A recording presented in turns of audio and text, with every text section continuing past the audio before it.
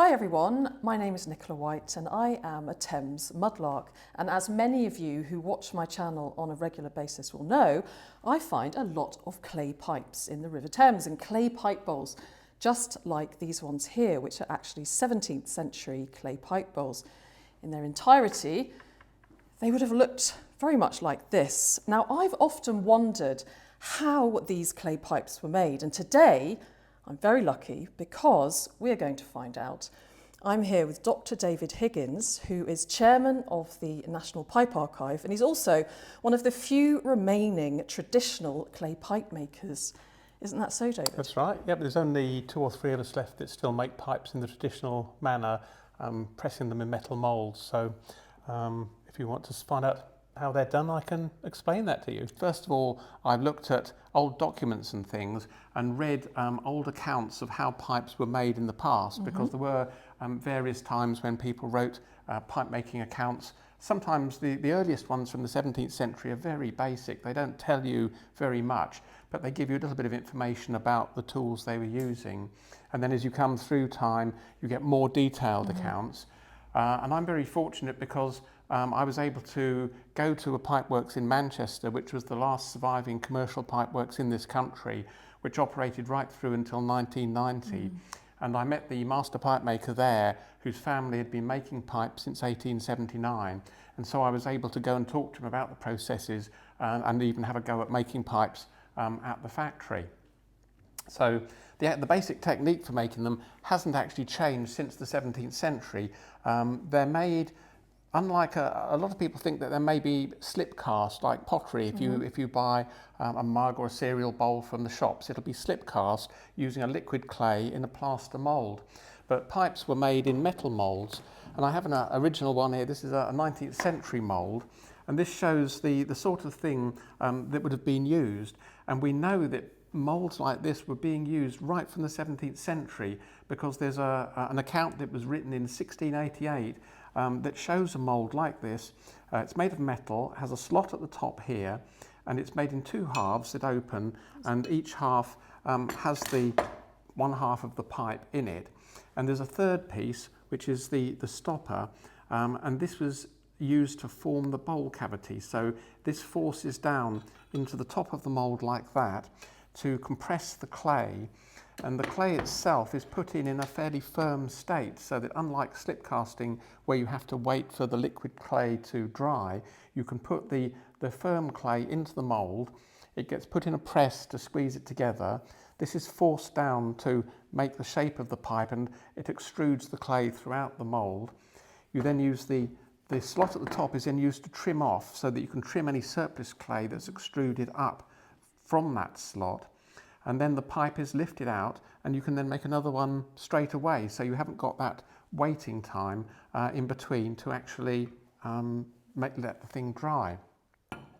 So obviously I'm fortunate that we've had a few 19th century moulds still survive, but for a 17th century pipe we don't have any surviving moulds from that period, so I had to try and make one myself, and I ended up with this, which to make it I took a bowl very much like this one that had come from an archaeological excavation of a Civil War site, so we knew that the bowl dated from the 1640s, and what I did was to make up a stem using other fragments of broken pipe that I'd found. I carefully matched them so they made a nice taper, because the stem has to taper from the thick bit by the bowl down towards the mouthpiece. So I found some stems, and we knew from accounts that, and from surviving examples that had been excavated, that this was the right sort of length for a pipe of this period.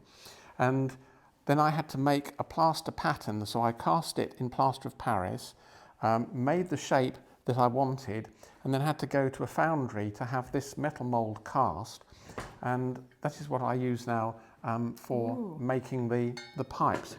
So that's there the bowl was, and you can see the stem tapering down, and there are some little pins that hold it together in the right place when it's in the press to make the pipe, and there's a slot at the top that takes off any extruded clay, which I'll show you when we come to mould them. we're very fortunate that one of the Thames mudlarks actually found a late 16th century mould, which is incredibly early, and it showed a lot of these similar features. You had the same sort of engaging pins to hold it together. The only difference was that one was actually made of wood, and because it was very early at the beginning of pipe production in this country, they were probably still experimenting with materials, and they soon found that metal was a much more durable for making the pipes. And we're not quite sure what the 17th century ones were made of, but certainly the later ones in this country were almost always made of iron, which is more durable and wears better because they made these in huge numbers.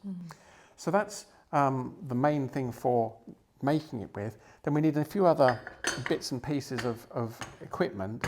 The main thing is a wire, and this is used for making the bore through the centre of the stem to connect the bowl with the mouthpiece.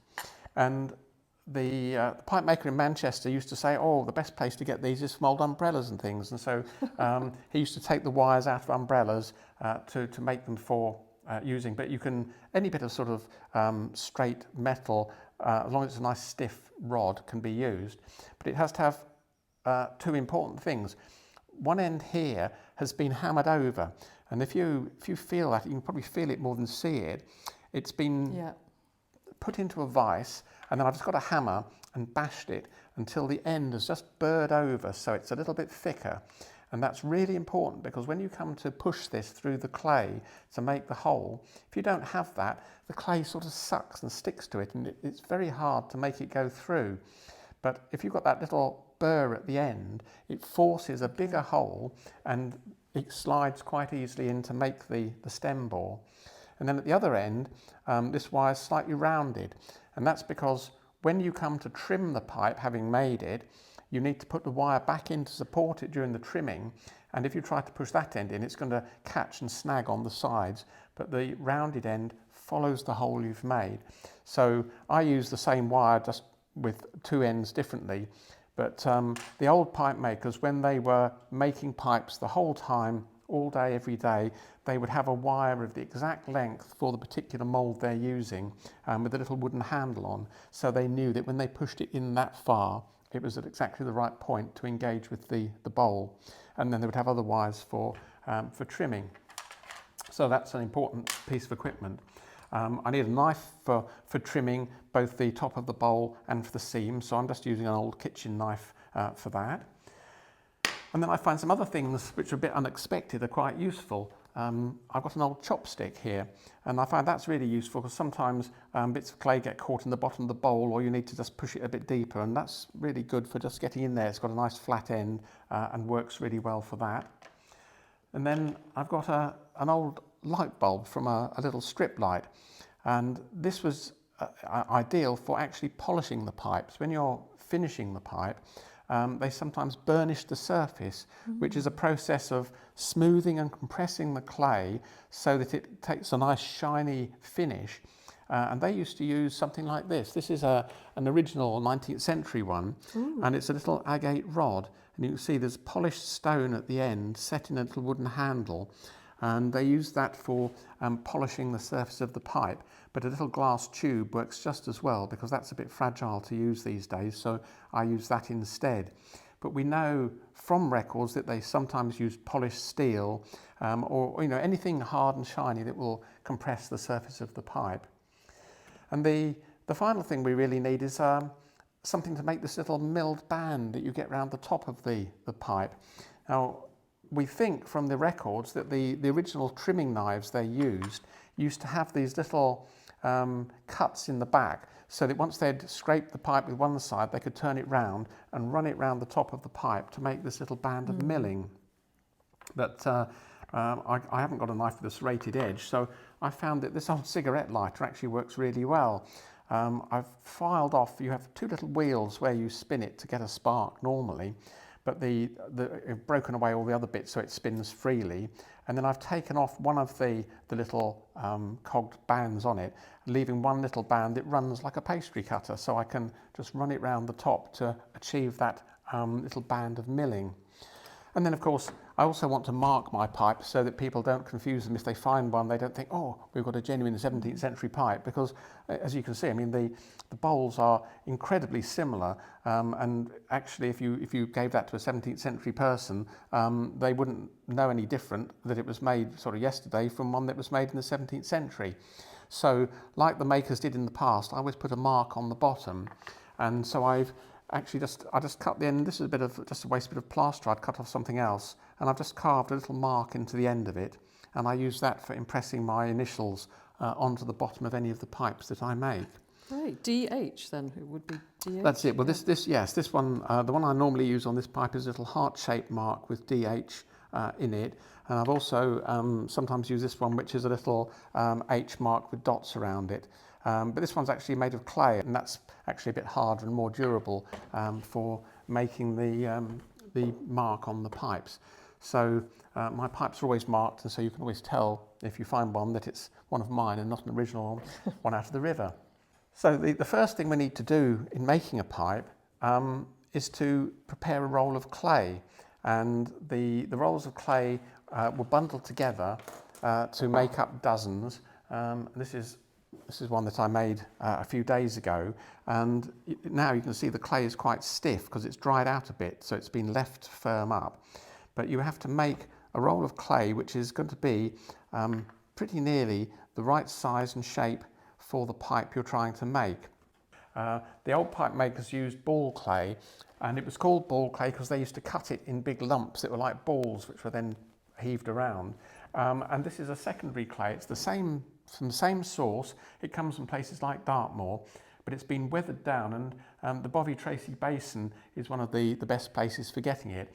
And the clay has been redeposited by river action, and that has sorted the particles and slightly changed their chemical characteristics, and it makes it much more plastic. And a plastic clay is one that you can roll, and you can make these long tubes and it won't crack and bend. And the old pipe makers were very good at finding clays that had these properties. So we find pipe making industries springing up in places where clay was available, because white clays aren't very widely available. But for example, in Shropshire, they have the coal measures, and in the coal measures you find white firing clays. And so you had a big pipe making industry established there because they had the coal from the coal measures to fire the pipes in the kiln. They had the clay to make the pipes, and they had fire clays there as well to make the kiln linings and structure from. So you get different places like that that used local clays in the past, but now you can't really get to those sources, so we have to go to Stoke. And so I'm using a fine white modelling clay that would be used by potters for making any sort of commercial sort of pottery, and it just comes in big packets like this. So the first thing you need to do is to have a board to work on, and the board really needs to be a little bit damp. So another thing I keep is a sponge, because you don't want the clay to dry out too much when you're making it. And then I also find that it's useful to either have a pipe as a pattern or to use the mould itself to make sure that you're making the roll to the right sort of size. So you just take a little bit of clay from the stuff you've got, and make sure it's not too wet. I just want it damp so it's not going to dry the clay as I roll it. And then you just have to roll the clay, and basically you're trying to leave a bulb at this end, which is going to be about the right sort of proportions for the pipe you're making. But the key thing is that you want this stem to be as near as you can the right sort of diameter, so you can try it against the mould, and you can see that's about the right sort of size all the way down. And I can see that I want to have it about that length for making them. So what I do is I just put it on the corner of the board and then just nip it off. So that's the first one that I've made, and I use that then as a pattern for making the following ones, so they've matched the same sort of size and length. And the reason that you want the stem the right sort of size is that the clay has what they call a sort of a memory to it. So if, for example, you make a cut or something through that, the clay will remember that it's been cut there, and it won't, unless you really work it together, it won't sort of stick back together again. And so if you put too much clay into the mould, when you're moulding the pipe, the wire that's inside at the time, because you've got this inside to make the stem bore, acts like a cheese wire, and the clay extrudes past it and forms a little crack, which you can't see until after the pipe has been fired. And then, of course, you suddenly find you've got a crack running down the top of your stem, and it doesn't keep the air in, which is not, of course, what you want when you're making a pipe. So it's just a case of trying to make these fairly evenly the right sort of size and shape. Yes, you've done this before. Yes, and this is the thing that, I mean, I make a few pipes, but the pipe makers in the past would be doing this all day long, and they would be making a lot of pipes every day. Like hundreds, do you think? Well, maybe? yeah, I mean, with the 17th century ones, it's really quite difficult to know because we don't have good production figures for the 17th century. So really we can say a bit more about the 19th century when we're getting good documentation, or even into the 20th century when we have good records and film of them making. And then they were making rather shorter pipes, and the thing about making a pipe, the longer the stem, the more tricky it is to make, and also the thinner the stem. And some of the 19th century pipes had really quite thick, chunky stems. I expect you've seen them when you're picking up bits from the foreshore. And a thicker stem is quick and easy to roll, and they also, the longer they are, the more tricky they are to feed the wire into, and also they're more susceptible to damage when you're handling them. So you can make less longer pipes than shorter ones, and that's why longer pipes were always more expensive. And the other thing is that although I'm lucky that I've been to pipe works, I've met pipe makers, and I make quite a number of pipes myself. I don't do it all day, every day, and so I tend to make it one roll at a time, like I'm doing now. But back in the day, they would take 2 nips of clay, one with each hand, and they would make 2 rolls simultaneously. And I've tried doing that, but I can't get my left hand to make a roll of clay quite the same. So when they were going flat out, and we seem to have fairly reliable data, if you were making short-stemmed pipes in the 19th century and really going for it, and they would work long hours, a pipe maker could make maybe 1,000 pipes in a day. 1,000 pipes? Oh my goodness. Which I find quite hard to believe, because I can't get anywhere near that sort of number. But there is some video of people making pipes, and that's the sort of numbers that they were making. But then they'd probably served a 7-year apprenticeship, learning how to do it, and that's all they did all day, every day. So, and what they would do, they would make the rolls like this until they'd got a dozen, and then when you'd got 12, you put them together in a bundle, because they have to dry out a bit before you can go on to the next stage. Because when they're soft like this, the clay is still a bit sticky, and if you tried to put it in the mould now, it would stick to the mould, and especially if you've got a design in the mould. I mean, this is a plain mould from the 17th century, but the later ones have lots of nice decoration on, and the clay is a little bit sticky at the moment, and if you put it in the mould in that state, it'll tend to pull bits off, and you won't get a clean impression of the design itself. So we have to let it dry a bit before we can do anything else. And sometimes, especially the Dutch makers, and also sometimes in this country, the poor people making the pipes used to have to work to 18 to the dozen, and of course we generally in this country have 12 to the dozen, but they would make 18 to allow for breakages, so that the master would be paying them per gross for making the pipes, but they would have to make 18 to the dozen, which is a lot more per gross, and then they would be paid according to how many they'd made. And what they often did was to have little tallies or tokens, because you'd have in a workshop, you might have a master pipe maker who owned the workshop, and then a number of people as journeymen working there, and they would have a little tally or token, and each time they made a gross, they would put one of these tokens with it, and then at the end of the day, they could then tally up how many pipes they'd made and pay them accordingly. So how many have we got there? 2, 4, 6, 11, 8, I think. 11. One more, and we've got a dozen. And if you wanted a longer pipe, you just, you can obviously just keep rolling it out. Yeah. As long as you want. So, and then what you do is take 6 of them, just drag them along like that, and I'm just twisting the heads in slightly as they go, and hopefully that brings the stems, and just lightly put them together. Like that.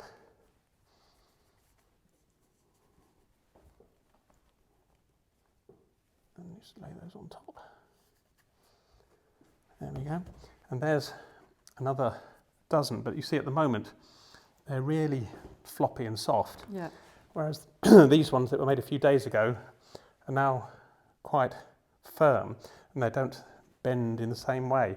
So these ones are now ready for moulding, and we can now move on to the next stage, which we'll have to go to the workshop for that. So we've moved out into your workshop here for the next stage of the pipe making process. These are the rolls we made earlier, and they've had a chance to dry up a bit now, so that they're much stiffer, but they've still got enough pliability in them that you can bend them around a little bit.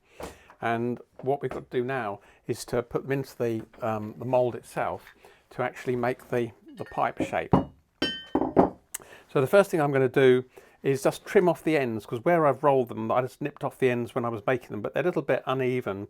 And so the easiest thing is just to cut straight across like that, and that just gives us a nice square end, which makes it easier for putting the wire in. Then the next thing I need is some oil. Now, traditionally the pipe makers would have used whale oil for doing this, but of course we can't use whale oil these days. So I found that baby oil is actually the next best thing, and so we have a bit of baby oil, which is a nice fine. It's a thin oil, so it's nice and fluid, and just a bit of old sheep's wool, which I can gather off the fences around here, and you just put a bit of oil on that to make it nice and oily. And then the mould itself has to be oiled, so we just put a thin coating of oil on both sides of the mould, and everything gets oiled. So the wire, and this is the wire with the hammered over end, so that it's a bit thicker to form the stem bore. And then I can also put oil on the rolls as well. So I just put a little bit of oil across the top, and then that gets rubbed down. And we can now break them apart again, putting a little bit of oil on them. And this just means that they come out of the mould nice and easily once the shape has been formed. So you just need to take the roll, and then you have to feed the wire most of the way down the stem, and you've got to do this without it poking through the side. And because the end is a bit thicker, it just forces its way through, and so it's now nice and stiff, but you can still bend the end because the wire's only, I put it down to about there, and that's so that when I put it in the mould, I can then squeeze the end up to take up the shape of the bowl. And you see it's quite stretchy. I can sort of push it up and down the wire there and make sure it's basically filling up the mould, and then the other half goes on to clamp it together. And then the big press we were looking at earlier would be fixed to a bench with this big screw handle and the head and handle to force the stopper down. But I'm just going to put it into an ordinary vise here, but with a couple of bits of wood to hold the mould so it doesn't get damaged with the teeth of the vise. And then again, a bit of oil on the stopper. And then I'll just use an old leather glove, because obviously I'm now going to force it down. So instead of using the lever handle, I'm going to do it by hand. And so to protect my hand, I put a glove on. And then I'm just going to there's a bit of clay that's come out the top, so we'll get a nice clean surface to work with. We just have to press this down, making sure it goes in nice and firmly to the bottom, and that has forced the clay into the mould, and some of the clay has come up into this bit at the top. But I can now try and push the wire, the last little bit, and make sure that I can see it. I can just see it coming through there at the bottom, so I know that I've now got the bore all the way through. Because if the wire was too far in when I started, it would hit the stopper as you force it down. Then use the slot at the top to cut the surplus clay off. And there Oh wow, look at that. is the pipe. And you can see that some clay has extruded out around the edges, so you can just take off the worst of that at this stage, like that. And also the top of the bowl here was a bit dry, and it's just stretched open a little bit. So I can use a bit of damp sponge to wet my finger, and you can just use that to smooth over any little defects in the clay to make it sort of complete, because you can sort out that when we come to trimming later. It's got to dry a bit before we can trim it, but we'll be able to tidy that up. And at this stage, if the top's deformed, you can squeeze it round a bit to make it right. So there's the clay moulded, and you can now pull the wire out, and you can see the pipe's still fairly soft, so it has to be put to dry.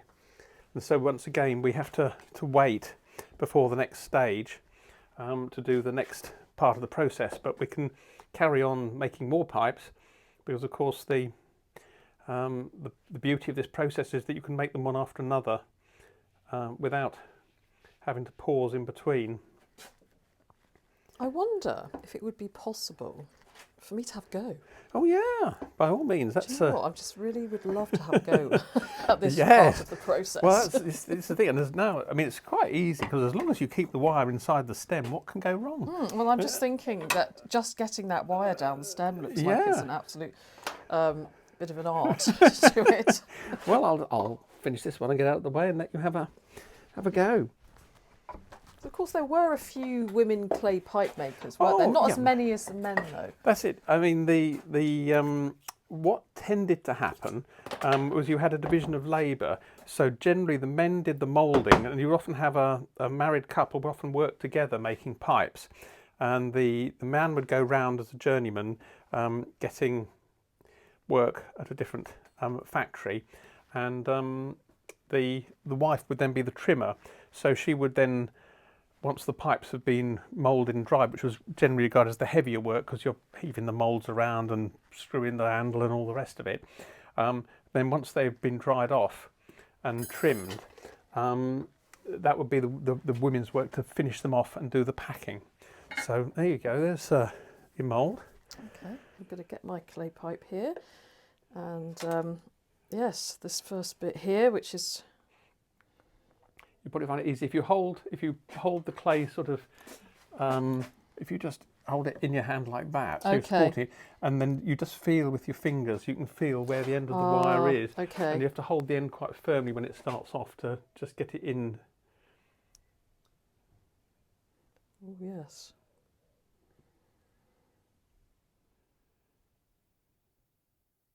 This may take a little longer than David took. Now don't forget, you've got to try and make hundreds of pipes a day, so you haven't got time for messing around with. But you can you feel? Yeah. You sort of feel where the end of the wire is. So although it seems. Oh, I can even. Yeah. Yes. Gosh. And if it does come through, if it does come out of the side at this stage, of course you can just smooth it over again, and you know, as long as it ends up in the middle. Okay. Because sometimes people, when they find a bit of pipe stem, they get really hung up on the fact, they say, oh, this is a good pipe because the hole's in the middle, and this is a bad pipe because the hole's not. It doesn't matter where the hole is, as long as it goes from the bowl to the mouthpiece, then it's there's not a problem. So I've left a little bit of a gap there for the wire, as long so as you can feel that it's free to come up. And the stem, it doesn't quite come down there. So if you just slide your fingers down it, you'll feel it stretch down. It it moves down because it's quite stretchy at the time. Ah, yes, so it is. There we go. Right, so I've squashed that in there like that. That's it. Is that sufficient, do you think? Yeah, that should be in this. There's just a little bit, if we squeeze that bit, because otherwise the mould won't shut very easily if it's... Right, okay. So now I'm going to get this and that on top. Give it a little press. Yeah, you can sort of just because you're going to put it in the vice now, which will give it a good squeeze. Okay. Now do I take this excess clay off if here? there's a bit there now, just push the knife straight down through and it'll just drop out. There we go. Excess clay gone. So I'm going to put this in here. Yeah, well, these are just loose, so it's a bit fiddly, but... So here we're putting the pipe mould in the vice, and like that. Yeah, and then nice and tight. And so maybe I'll put your glove on. Yeah, or you can either put it on or hold it as a sort of as a pad. It's whichever's the easiest. So this is going to make the bowl hollow. That's it, and it goes. This bit here has to rest on there, so that's the. So you put it right in until it gets. And if you look down, you can see the clay. You should be able to see the circle of clay that you're aiming for. Yes. And so you try and put it right in the middle of that, and then you've got to force it straight down. If you put your hand right on top of it and sort of push down your... this is why the lever arm is quite... Yeah. Okay, I think I've got it down far enough. Right, there we are. Let's see if I've managed to do it properly. Hang on to the mould because it will drop when you... okay. I'll do that for you and then there you go. So now you need to... Whoops. Now you need to look down... This is fiddly, but you need to try and look down inside the bowl and then just push the wire a little bit until you see it come out inside. I'm pushing this wire, let it to come through. But yeah, the wires all the way through. Now you need to trim the top off with the... So I'm going to trim this excess clay off here. Slice it across again, that's it, and then... Just drop it out there. Or I could put it in the... That's it, that goes into the remnants, no waste here. And then undo it, and then, so if you lay it on its side. Oh, yeah. And then... Just be careful which side the pipe will stick to one side. That's it. Oh, look, there it is. Look at this. I'm going to show the camera. And then would you lift it out by the wire? That's it. You should just lift out, and then you just have to gently work. The bowl tends to stick more because it's... Out it comes. Oh, it's very satisfying. Very satisfying. Right, I'll take the glove off now. So look at that. Look at that clay pipe shape. Perfect. 17th century. And then did you just wipe it off with your fingers? Yeah, just sort of pin. If you hold it and sort of break it sort of sideways slightly, it'll just sort of ping off a little bit. Yeah, to get the worst of it off. It doesn't have to be perfect. It's just to tidy it up a bit. Yeah. Very satisfying. That's it. And then you hold it. If you hold it with your left hand near the bowl, just sort of round the stem, sort of hold it like that, sort of support it, and then just slide gently backwards with the wire, and then hold it sort of vertically as the wire comes out, because it will. So, because you want to hold the pipe vertically. Oh, so like this. Well, I normally put the bowl vertically up. That's it, and then the stem's hanging down. Because obviously once you take that out, it hasn't got any support in the middle. Of course. And that should just slide all the way out. Out it comes. It's a bit like a pipe extraction in reverse. There we are. And so there you have in your hands one pipe. One pipe. All ready for the next Yes, so now I have to just put that to one side and have to dry maybe overnight, and then it'll be ready for trimming tomorrow. Perfect. I enjoyed that. Right, over to you. Right, you want to finish the rest off now? Yeah. You're not going to do the rest of those then? I'd be here all night if I had to do all those. Right, well now the pipes have had a chance to dry a bit, so as you see they're a lot stiffer now. So when I pick one up, it's not sort of wilting or moving, but it is still sufficiently soft that if I want, I can still bend. It's got a bit of flexibility in it. So what we have to do is to get the wire back inside it. So I'm going to use the other end of the wire with a slightly rounded tip and put it back down the hole. And I have to then just make sure that it comes through inside the bowl, so I can just I can just see down in there the end of the wires come through. If I push it too far, it'll come out the front of the pipe. So I'm going to be careful that I just get it through enough to engage with the bowl, but not too far. Then I use the knife for trimming, and it's just a case of a sort of gentle scrape. So I'm just taking these seams, have got to be just scraped off to get rid of the surplus that's come out. Trim off at the base of the heel. And it's just a case of sort of a nice smooth pull all the way through to take those little bits off. And then the mouthpiece is formed, you just hold the knife at a slight angle, so I'm not square onto the wire, I'm just putting it at a bit of an angle so it's slightly beveled, and then just rotating the pipe round. Oops, lost the end off that one, but do it again. And then that gives you just a little cut end, marking the end of the pipe. And when you find a mouthpiece, you can see it's a mouthpiece because you'll see that little cut end on these early pipes. They didn't have a sort of a raised nipple end like you get on the 19th century ones, just a simple cut end on the end of the stem.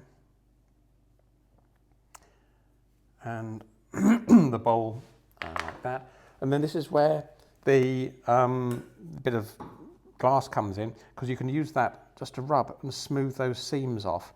And if you're feeling, if you want a really posh pipe, you can go all the way around. You can then go around and polish the bowl, and you can see as you rub it, just gently with the surface like that, it makes it really glossy and shiny. It does. And it just compresses and smooths the clay. And so this is quite useful for us archaeologically, because if we find a pipe and we can see that it's been burnished like this, it generally marks a better quality one, because it takes a bit longer. I'm spending a bit more time making it look beautiful. And then the rim itself has just been cut with that knife action when I cut through. And so I'm just going to, I've got a bit of damp sponge there, it's got a bit of water in it. And so I'm just going to damp it very slightly. And then I've got what used to be called, in English it was called a button. And these were made out of turned bone or hard wood. And in Dutch they were called a botter, and we call it bottering. And I made these actually out of clay. So this is clay that's been hard fired. And I made these just by taking original pipes, putting the rim in and twisting it, which gives me the right profile. The only thing is this one's a little bit bigger than the rim of these. So what I sometimes have to do, I find the top of the biro is really useful. You can just put it in, just wiggle it around a bit to give you a bit of space. Then that just fits on there, and then you just push and twist like that. And that'll give you that little lip around the rim of the bowl. And if you look at the early pipes, you will see that their rims are all finished with this little lip. They don't have a sliced off rim, and it normally leaves a little mark on the inside of the bowl as well. So you can tell that this has been done. And in Britain, this technique finished around 1700. They stopped using it. It tended to be associated with particular shapes of bowl, but when they went on to those upright forms that you get in the 18th century, they just used cut rims because it was quicker. You just cut it off, job done. Whereas in the Netherlands, they carried on doing this right the way through. So if you find a Dutch pipe, even if it's 18th or 19th century, they still had one of these little tools for finishing the rim. And then, as I mentioned earlier, they also put a little band of milling round, and they would have used, say, a knife with a serrated end to go round. But I just used this little adapted cigarette lighter, and just pressing the serrated end on, and then you just gently roll it round, following the rim. And that was just like a style. It was... Yeah, it's just sort of a finishing. It just, gives a little finish to the bowl at the top there.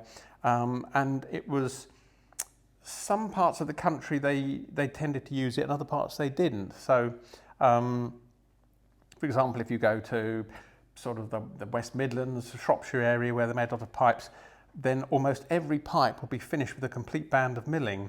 Whereas if you go to other parts of the country, like East Anglia, they didn't use it nearly as much, and you find it very rarely used. And then sometimes you'll find that it's a bit of a token effort. They've sort of put a bit of milling, but only on the bit that the smoker sees. It's not milled round the other side.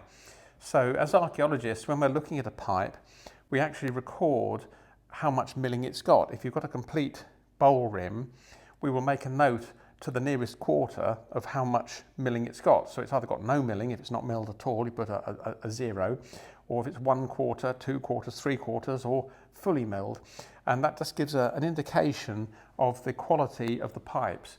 And it's the same with the burnishing, that if you've got burnished pipes that have got this polished finish, some parts of the country they did it almost all the time, other parts they didn't. So in London, for example, you don't find that many burnished pipes. Most of the pipes aren't burnished, and so if you find a burnished one, you think, oh, that's a better quality pipe.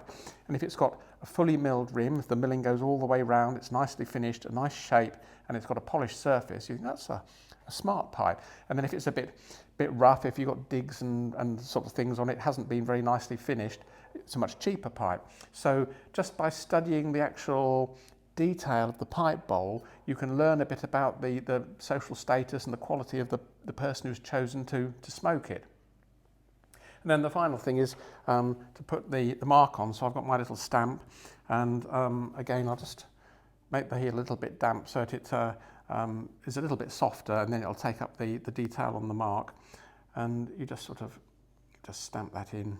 It's got my initials stamped onto the base of it, and there we have a finished pipe. You can then take the wire out, and because it's fairly stiff, that can be put on a board to dry. It's still quite fragile, but you can pick it up carefully if you want. It shouldn't fall apart. And then I normally stack them like they are here, so that they're all together and they dry nice and evenly, and it keeps the stems straight, because in the 17th century the pipes had straight stems. They didn't have the curved stems that you see on later pipes. And this is the point at which, if you wanted to have a curved stem, you'd put it in. All pipes have to be made with a straight stem because the wire has to be straight to go in and out. But if you want to have a curved stem, you then put the curve in at that stage. So it's basically just a case of working through them. And as I say, they're sufficiently pliable still that you can just, if you just bend them gently, you can get them to the right shape, and carrying on trimming the bits off. The reason for putting this wire through, you often get a little bit of clay when you. Oops, I've done that one too hard. I pushed that one too hard. So that would be like a reject if it was. Well, you say that's a reject, but you see, I'm an economical pipe maker, so you've got some of your soft clay here. I'll take a little bit of clay, put that in there, and you'll never know that I went through there. It'll all get disguised in the trimming, and you find all sorts of things. You get to know different tricks of the trade, if you like. So one of the things that can happen, obviously, is you can break the pipe. It can actually come in half when you're handling it because it's too dry, or you've just, it's got a weakness in it. And what you find is that sometimes the pipe makers would stick them together again, but it's very hard to stick the stem together and disguise the join completely. So it often leaves a little bit of a ridge, because you have to sort of score it a bit, put a bit of damp water or some clay on to stick it and put it back together again. And they sometimes just then put a band of milling or a crisscross of milling. So sometimes I find a little bit of stem with a bit of decoration on it. And if you look carefully at that stem, 9 times out of 10 you'll find that there's a little kink in it, a little bit of a mark. And so basically they've simply damaged the pipe in trimming it and have repaired it afterwards. See there, you can't see that the wire went through there because you just put a bit of clay in, as long as it's all there. The other thing about burnishing is it helps if the clay has cracked a bit. Sometimes the clay, the pores open up in it as it's stretched and moved, and by burnishing it like this, you're smoothing and polishing away those little defects and making sure that it's got a nice look to it. And it also makes it more tactile. It's got a nice smooth sort of feel to it when you're handling it and using it. So would a very well-made pipe then, it would have been more expensive than one that was slightly more yes. There was a family of pipe makers down in Amesbury in Wiltshire called the Gauntlets, and you may have come across some of their pipes in London. They used a gauntlet mark, a little hand mark. Oh, I have seen some of those. Stamped on. Now, they were they were very good quality pipe makers, and they made beautifully burnished pipes. And we have from old records the cost of them, and they were selling for several times the amount of ordinary pipes. And so we don't know quite what it was about, but they obviously achieved a really high level of marketing with very, very nice quality pipes. And to the extent that their mark was then copied, and we find other marks that look very much the same, but they're not the original gauntlet marks, they're slightly different, stamped on them. And so they even back in the 17th century, marks were being copied to try and cash in on the quality of a particular pipe. So they can vary. And of course the other thing was, these are just sort of standard pipes, that's a standard sort of length. But maybe if you wanted a slightly posher pipe, you'd have a slightly longer one. And as I say, because it's longer, it takes a little bit longer to roll, you've got more chance of breaking it during the manufacturing process. And so they always sold for a bit more. The longer the pipe, generally speaking, the more expensive it was. So that's basically how the pipes are finished off. And they then need to be, again, it's all about the clay. You leave them till they're nice and dry, and then when they're dried, they're ready to go for firing in the kiln. And I just use a modern electric kiln, but back in the 17th century, they had what were called muffle kilns, which was a sealed chamber. So you would have a chamber that was made like wattle and daub, really, and they would use broken pipes from the manufactory and stick them vertically. They'd make a base, often with bits of stem radiating out, and then they would stick vertical bits of stem into clay around the edge and then plaster it round with more clay. And sometimes you find these on the foreshore. I don't know if you've come across any bits with pipe stems embedded in clay, and these are actually from the muffle structure that was used to fire the pipes in. And it was like a sealed, it was like a big pot. It was a sealed chamber, and you would stack the pipes in, and the pipes would normally be stacked up on their ends like this. And in the later kilns, they had a central column to support them. The pipes would be stacked that way up. And then you could just stack them one on top of the other. Because they're not glazed, they don't stick together. So you can just put them one on top of the other to make them. And that chamber was sealed, and the heat goes around the outside. There's an outer wall to the kiln, and the heat is channeled up around it to fire them, because you have to get them to around 1,000 degrees to get them to a fired state. And they would do that, and it would take a whole day, it'd be a whole sort of 24-hour cycle to actually get them up to temperature. Then the kilns got to cool, and then they would be ready for sale. Often by pack horse. If you look through inventories for pipe makers, you often find that amongst their goods there'll be a pack saddle and a pack horse as some of their belongings, and they would pack the pipes up on either side of the horse and take them round. And we sometimes find records from places like inns where they would have an account, and they would say, we owe Mr. So-and-so, maybe when they're having a settlement for a will, you'd find debts and things, and for pipes delivered. So they would be delivering the pipes and then keeping them on tab and then paying for them in batches. So that's how they were marketed round, and that's why you tend to find them within maybe sort of 10 to 15 mile radius of where they're made normally. And so it was the clay that was moved to each local town to have a pipe maker, and then they would sell their wares in the area. And that's why, if we can identify the makers from the marks on them, we can then look and see where people were travelling, where they were going to markets, where they were buying goods and selling things. So it can be very useful to make a record of where things are actually found, and you can then plot the distribution and see where people were travelling back in the 17th century.